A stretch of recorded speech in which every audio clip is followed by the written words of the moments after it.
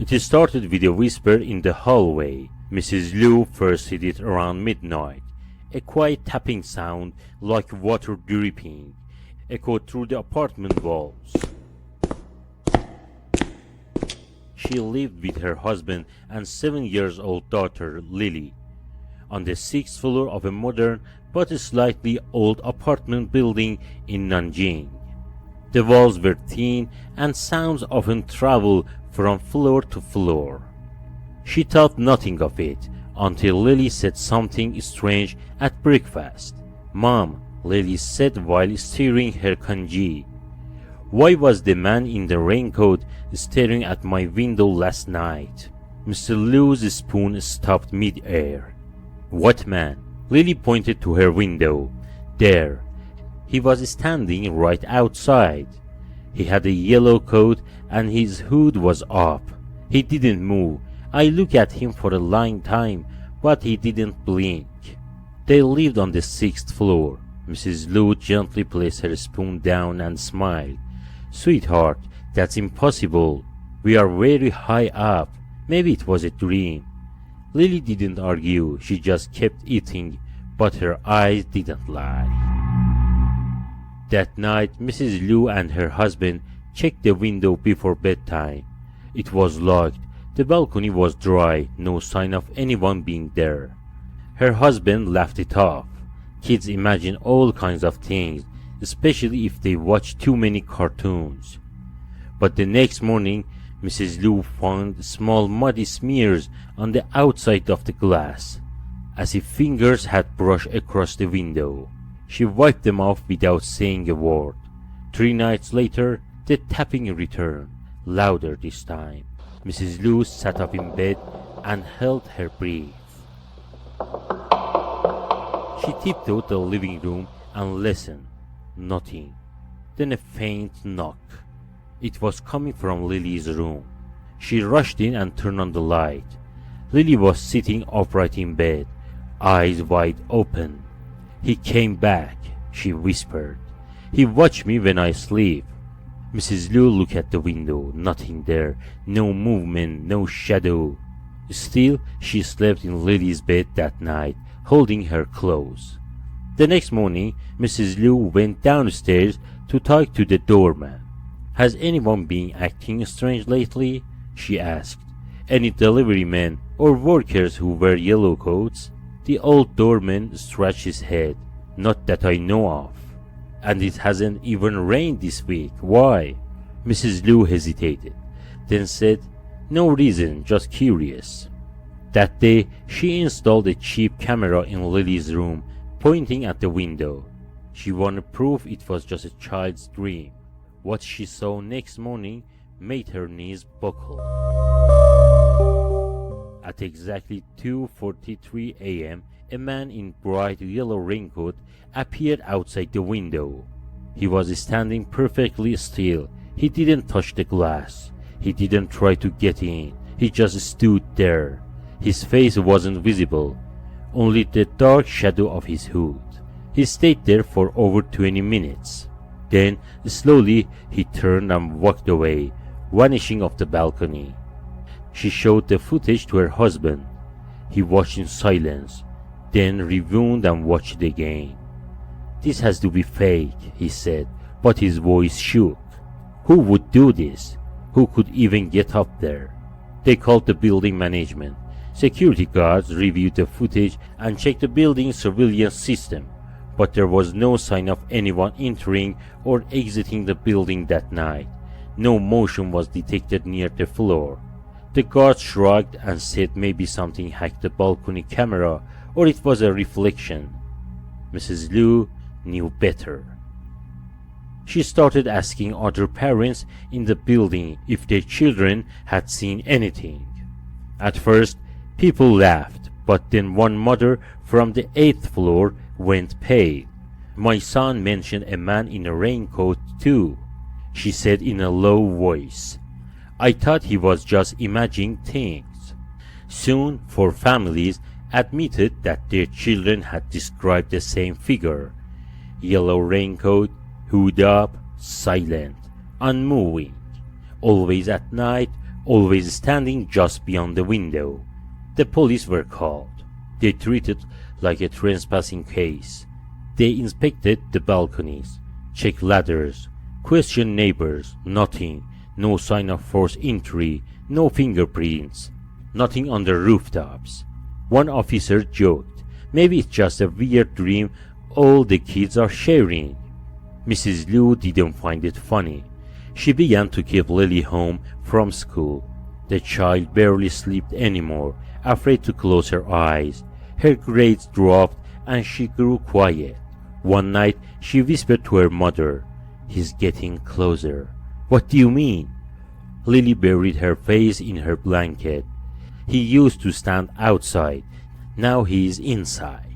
That night, Mrs. Liu set up a second camera in the hallway, facing Lily's bedroom. She stayed up watching the footage live. At 3:12 a.m., she saw something that made her scream. The man in the raincoat wasn't outside the window. He was inside the hallway, standing just outside Lily's door. Not moving, not knocking, just standing. She ran into the hallway with a kitchen knife. No one was there. The camera footage remained clear as a day. The man had been inside, but the door was locked. No one had broken in. She showed the footage to the police again. They took it more seriously now, but still couldn't explain it. One officer pulled her aside and said quietly, "Madam, I don't know what's going on, but whatever it is, it's not normal." Terrified, Mrs. Liu moved her family to a hotel. 2 days later, police informed her that they had checked the building's blueprints and found a narrow, sealed-off crawl space that ran between some of the apartment's walls, including Lily's room. Inside that crawl space, they found a pair of muddy shoes, a stained blanket, and a small pile of empty food wrappers, and a yellow raincoat. The man had been living inside the walls. He had found a way into the old maintenance shaft, likely months ago, and had been using it to watch the residents, especially the children. He avoided cameras, timed his movement, and memorized schedules. He had been climbing through the walls and emerging through ceiling panels or window ledges, hiding just out of sight. But what truly disturbed Mr. Liu's was this: they never caught him. By the time they found the crawl space, he was gone. No fingerprints, no ID, nothing, just a coat. The building was sealed up for weeks. Some residents moved out, others stayed, insisting the danger was over. But even now, Lily refuses to sleep near windows. She flinches when she sees yellow raincoats, and sometimes when the rain is falling in Nanjing and the wind whistles through the alleyways. Mrs. Liu swears she hears footsteps on the balcony, very slow, very soft, as if someone is still watching, waiting just outside the glass.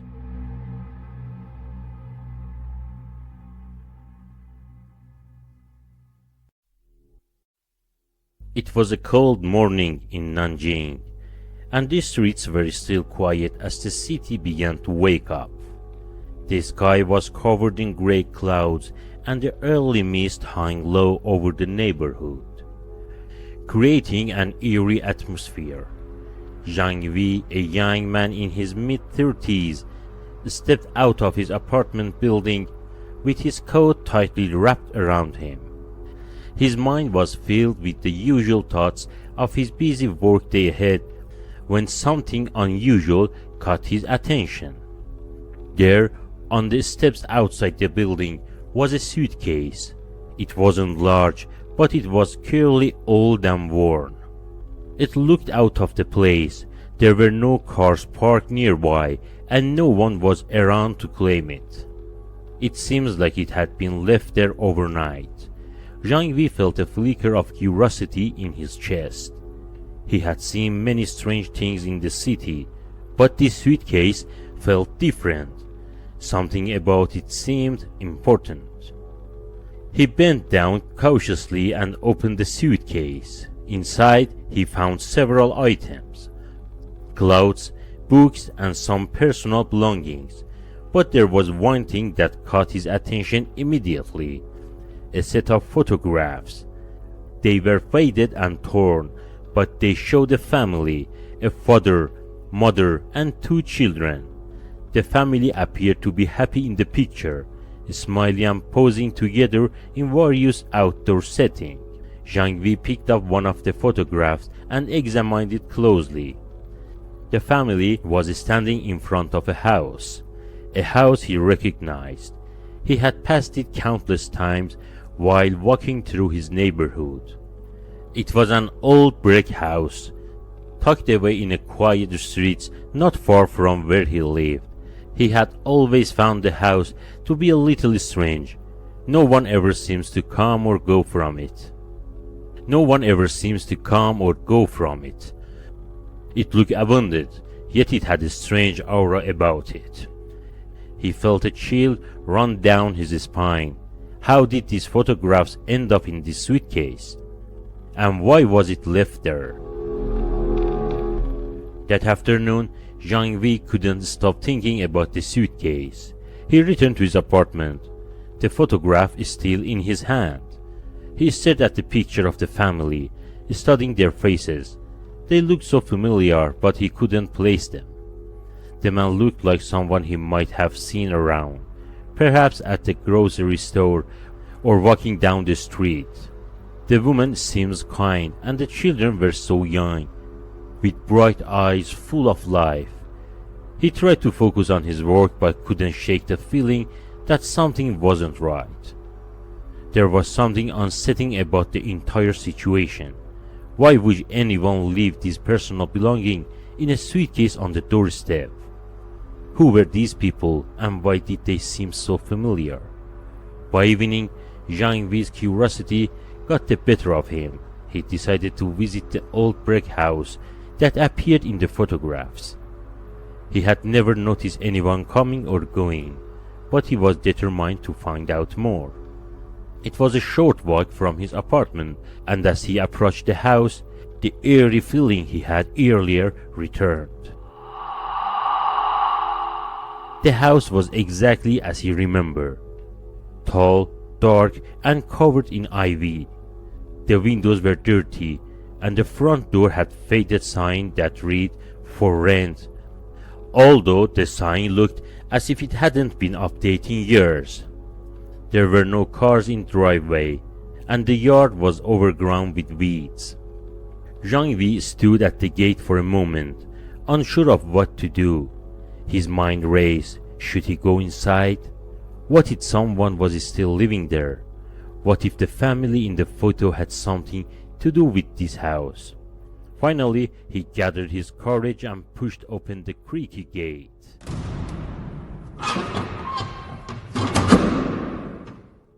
The moment he stepped onto the property, he felt a cold shiver run through him.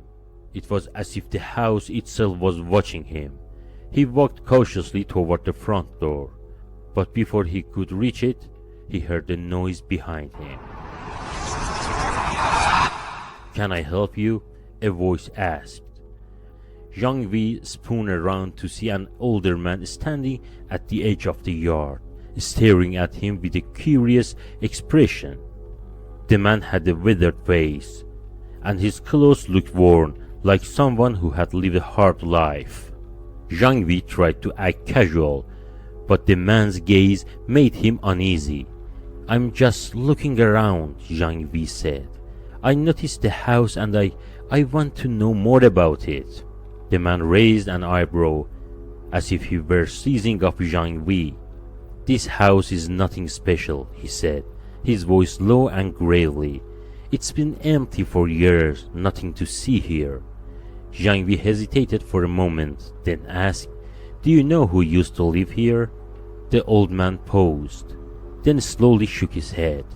"No one you'd want to know about it," he said, his tone dark. "The people who lived here, they disappeared, just up and left. One day never came back, and that was years ago. Jean-Vi felt a knot tighten in his stomach. He had suspected something was off about the house, but now the old man's word sent a chill through him. He wanted to ask more questions, but the man had already turned and shuffled away, disappearing into the shadows of the yard. That night, Jean-Vi couldn't sleep. The old man's words echoed in his mind.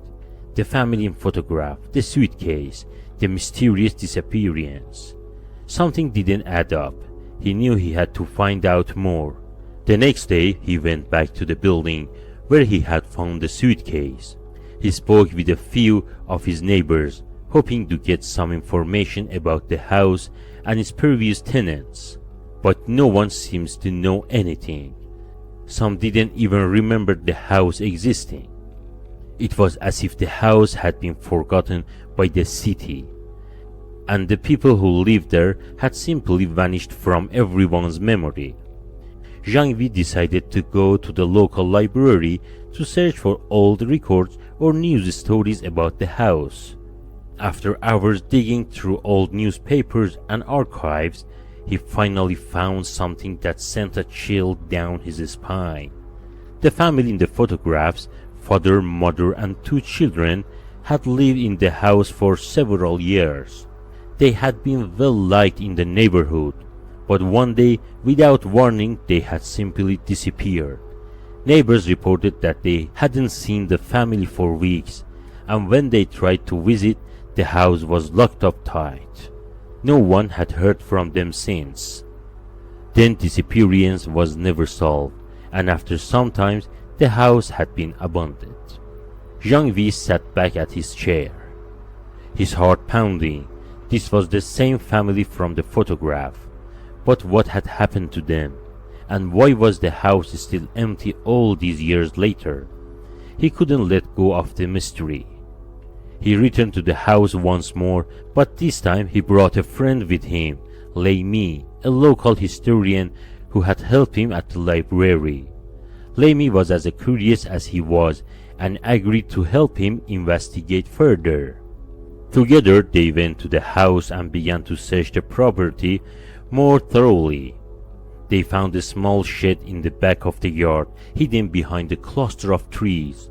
The door was partially open, and when they stepped inside, they found it filled with old furniture, boxes, and personal items. It was as if someone had left in a hurry. In one of the boxes, Leimi found a notebook. It was worn and covered in dust, but it appeared to have been used recently. As she flipped through the pages, she discovered something chilling: the family's final journal entries. They had been planning to leave the city, but their plans had seemed rushed and disorganized. The last entry mentioned something about leaving before it's too late, but it was unclear what they were referring to. Suddenly, Jean-Vi felt a presence behind him. He spun around, but there was no one there. The air grew colder, and the atmosphere became oppressive. He felt like he was being watched, but when he turned back to Leimi, she seemed oblivious, absorbed in her discovery. The more they searched, the more they uncovered clues that suggested the family had been running from something terrifying that they couldn't escape. Jean-Vi couldn't shake the feeling that the house and the mystery surrounding it was more than just an abandoned building. It was a place that held the dark secrets of a family who had vanished without a trace. As the night wore on, Jean-Vi and Leimi left the house, their minds racing with questions and fear. They had uncovered the truth, but the questions only deepened. What had the family been running from? And why had they disappeared so suddenly, leaving behind their entire lives? The mystery of the lost family was far from over, and as Jean-Vi walked home, he couldn't help but wonder if the past had ever truly stayed buried, or if the truth would eventually catch up with him.